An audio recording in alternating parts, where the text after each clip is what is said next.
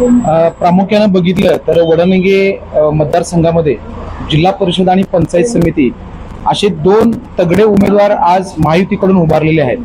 केवल भैया हे भाजपकडून उभारलेले आहेत व रवी भैया हे राष्ट्रवादी काँग्रेसकडून उभारलेले आहेत। ह्या दोघांचं जर काम बघितलं तर युवकांचा प्रचंड ओघ ह्या दोन व्यक्तींच्याकडे जास्त आहे, कारण त्यांनी गेली 25 वर्षापासून केवल भैया अगदी 2000 सालापासून म्हणजे आज जवळ बघितलं तर 26 वर्ष हे समाजसेवा काम करत आहेत।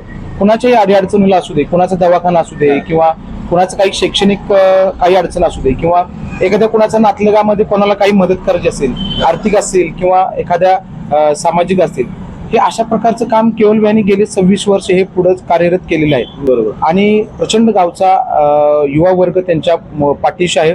रविदादांच्या बद्दल सांगायचं म्हणलं तर 2019 असेल, 2021च्या महापुरामध्ये असेल, तिने अत्यंत चांगली मदत केलेली आहे। चिखली गावाला बोट देण्याचं काम तिने केलेलं आहे। त्यानंतर सुरक्षित ठिकाणी पोहोचवण्याचं सुद्धा त्यांनी काम केलेलं आहे। कोविडच्या काळामध्ये ह्या दोघांनी सुद्धा अत्यंत म्हणजे घरातला सदस्य म्हणून त्यांनी चांगल्या प्रकारे प्रत्येक रुग्णाची सेवा केलेली आहे। आणि म्हणून जनतेतून आज त्यांच्याकडे बघण्याचा दृष्टिकोन एक वेगळा आहे। ज्येष्ठ असतील किंवा युवक असतील, सर्वसामान्य जनता ह्या दोघांच्या पाठीशी आहे।